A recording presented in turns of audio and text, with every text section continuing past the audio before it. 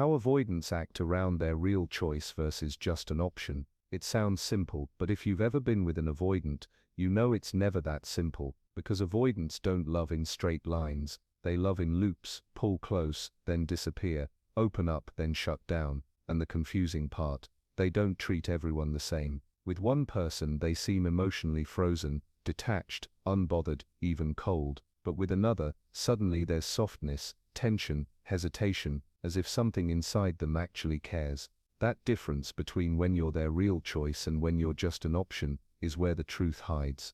See, avoidants live in a constant battle between wanting connection and needing control. When they sense real emotional risk, the kind that could actually touch them, they start to panic quietly. Their system screams, "Don't get too close," but their heart whispers, "What if I lose this?" That internal war shows up in the smallest, subtlest ways most people miss because they're too busy taking their distance personally. And that's why so many people mistake emotional fear for lack of care. They think, if they pulled away, maybe I never mattered. But with avoidance it's often the opposite. The more you matter, the more they need to pull away to feel safe again. Yet, not everyone triggers that kind of chaos in them. Some people are simply safe zones, good for attention, company, validation, but not connection. Others, they hit something deeper. They become the emotional mirror that no avoidant is ready to face. And that's exactly what this video is about. Decoding how avoidants act, speak and respond around the person who truly affects them, versus the one they simply keep around. In this video we decode the real difference, the subtle emotional contrast between being their real choice and just an option. The first act is emotional access. It's not about what they say, it's about what they let you feel, because with avoidants, emotions are the one thing they guard more than anything else. Their stories, their fears, their pain, all stay behind a locked door that very few people are ever allowed to open. When you're just an option, that door doesn't move an inch. They'll talk to you, they'll joke, they might even flirt. They'll give you a version of themselves that feels close enough to keep you hooked, but distant enough to keep them safe. Everything stays light, safe conversations, surface-level emotions, perfectly managed tone.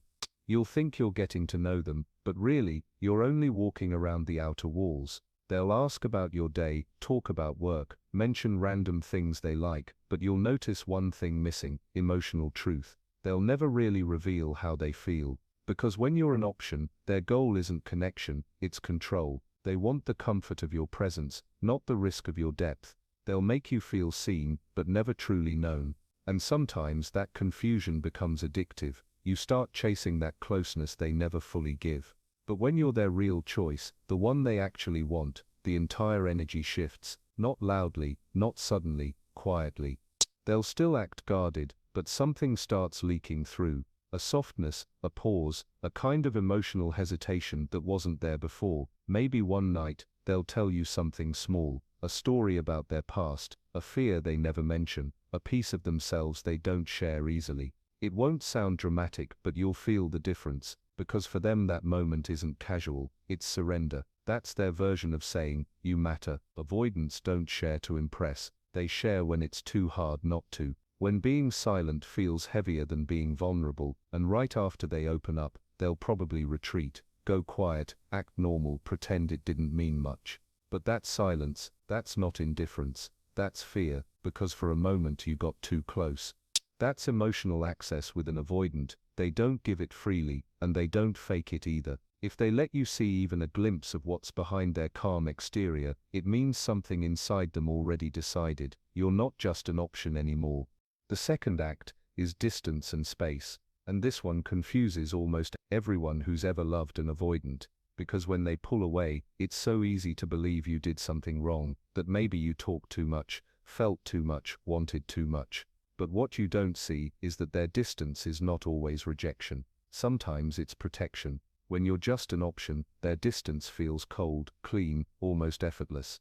They don't think twice before going silent. No checking your stories, no wondering what you're feeling, no curiosity about where you've gone. They vanish, not because they're hurt, but because it costs them nothing to disappear. There's no guilt, no emotional residue, no unfinished sentence in their mind. You were part of a pattern, something that filled the time, eased the loneliness, but never touched the heart. And so when they pull away, it's calm, almost peaceful for them. They can move on without the weight of memory. That's what it looks like when you were never inside the emotional circle. They don't need to create distance because you were never that close. But when you're their real choice, the one they truly want, that distance feels completely different. They still pull away, but this time you can feel the conflict in it. Their silence has tension, their absence has energy. It's like they're trying to convince themselves they don't care, while quietly checking if you've noticed. They'll still watch your presence from afar. Maybe they won't reach out, but they'll hover, checking stories, scanning your online status, remembering details they pretend to forget. It's a quiet struggle between the part of them that wants safety and the part that wants you. They'll tell themselves they need space to think, but what they're really doing is trying to feel less, because closeness overwhelms them. It makes them question the control they've built their whole identity around, so they pull away, not to end things, but to breathe. And yet, even in their silence, you can sense their attention hasn't fully left. That's how you know you're not just an option. When their distance feels heavy, when it carries hesitation, guilt, or quiet confusion, that's not avoidance of you, that's avoidance of what they're feeling for you. So never mistake every silence for indifference. With avoidance, sometimes the quietest pullback is actually the loudest proof that you've reached a place in them they don't know how to handle yet. The third act is emotional testing. And this one is tricky because it never looks like a test. It shows up quietly, in the pauses, in the mixed signals, in the moments where nothing makes sense. Avoidants don't test you with words, they test you with silence. It's their way of asking, will you still stay when I'm not easy to love, without ever saying it out loud. When you're just an option, there's no testing. They don't need to know how deeply you care, because they've already decided you're replaceable. They don't study your reactions or play emotional chess. Their behavior is casual, unbothered, detached. If you pull away, they let you. If you stay, they don't notice much difference. There's no emotional curiosity, no tension, no silent analysis. Because testing for them requires emotional investment, and when you're an option, there isn't any. You're part of their comfort zone, not their emotional risk zone. They can be nice, attentive, even affectionate, but it's mechanical, not meaningful. There's no stakes in how you respond. They already know they won't fall apart if you leave, but when you're their real choice, the one who actually gets under their skin, everything changes. That's when the emotional tests begin. They'll suddenly grow quiet after a deep moment. They'll delay a reply. They'll create small spaces of uncertainty, just to see how you'll react. It's not about manipulation, it's fear. They need to confirm that their worst belief, people leave when I'm not perfect, won't come true with you. So they pull back, just a little, and watch. Do you chase them? Do you stay calm? Do you match their silence? Every reaction becomes data for their heart to study, and when you respond with emotional steadiness, not panic, not pleading, that's when something starts to shift in them, because deep down these little tests are not games, they're their way of trying to feel safe in love, without admitting they're scared of it. They want to know, if I drop my mask, will you still choose me? But they can't ask it directly, so they push you emotionally to find out. That's why, with the one they truly want, their behavior often feels confusing, close one moment, distant the next. It's the tug of war between wanting to trust you and wanting to protect themselves. So when an avoidant tests you, don't rush to prove yourself. Their tests aren't about winning, they're about safety. And if you can hold your ground in their silence, that's when they start to believe that this love might not hurt them the way all the others did. The fourth act is the return phase. It's the moment that always leaves you wondering why now. Because with avoidance, the return never feels random, even when it looks like it. They don't just come back, they circle. It's their way of checking if the emotional door they once closed is still slightly open. When you're just an option, that return is empty, almost mechanical. It comes without weight, without memory, without meaning. A simple "hey, what's up?" or a reaction to your story. Nothing personal, nothing emotional. It's boredom, curiosity, or ego, a momentary flicker of let's see if they still care. There's no tension in their words, no hesitation in their tone. They don't recall anything specific you shared, because to them it wasn't stored in the first place.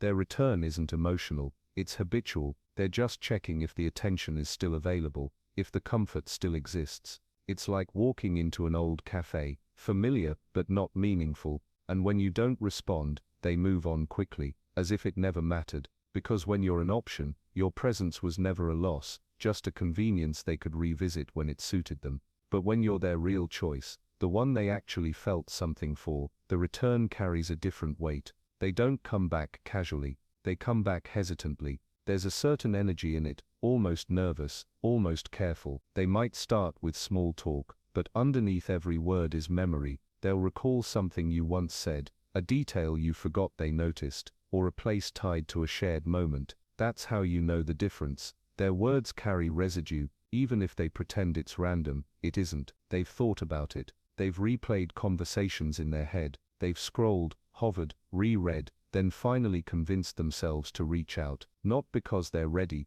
but because they couldn't ignore the pull anymore. And that's the thing about avoidance. When they come back to someone who truly mattered, it's not for attention, it's for regulation. They're trying to calm the part of themselves that still feels connected to you. They want to know if you're still safe to approach, or if they've lost their chance. So even when their words seem light, their silence in between says everything. You can feel the tension, the cautious hope, the unspoken, "Do you still remember me the same way?" That's what separates a real return from a recycled one. One comes from boredom, the other comes from memory, and with avoidance, memory always means emotion. So if they circle back with that quiet tension in their tone, it's not just a message, it's the echo of everything they tried not to feel, finally finding its way back to you.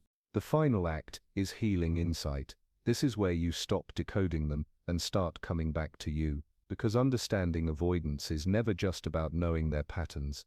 It's about recognizing how easily we start losing ourselves trying to understand someone who keeps running from love.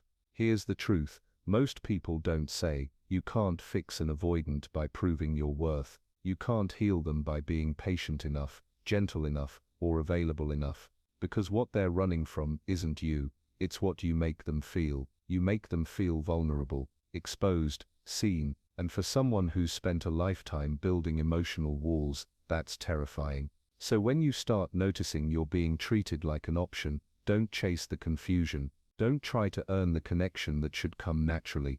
Don't go silent just to get a reaction, and don't over-explain to prove you're safe. Because real power doesn't come from trying to be chosen, it comes from knowing you already are enough, even if they can't meet you there. If they're pulling away, let them. If they're uncertain, don't beg for clarity. Give yourself closure through boundaries. Because every time you hold your ground instead of chasing answers, you shift the energy. You stop being the one waiting to be valued, and you start becoming the mirror that reflects what they've been avoiding. Emotional accountability. And something remarkable happens when you do that. They feel it. Avoidance might not show it, but they always sense when your focus turns inward. Your silence starts to feel different, not as absence, but as peace. Your calm becomes unsettling, because it forces them to confront their own unrest. And that's the quiet moment when the dynamic flips. The same person who once ran to protect their freedom begins to feel the weight of what they lost. But here's the healing part. That's not your victory to wait for. Your growth isn't about making them return, it's about learning that your worth doesn't depend on who recognizes it. When you stop chasing emotional availability from someone who's scared of it, you make space for love that's ready, consistent and mutual. So if you're in that silence right now, don't fill it with anxiety, fill it with your own clarity. Because the moment you stop proving, chasing, or fixing, you step into your real power, and in that energy, you no longer need to be anyone's option, you become your own choice. That's how you heal after an avoidant, not by changing them, but by remembering that your peace, your calm, and your boundaries are the purest mirror of what real love actually looks like.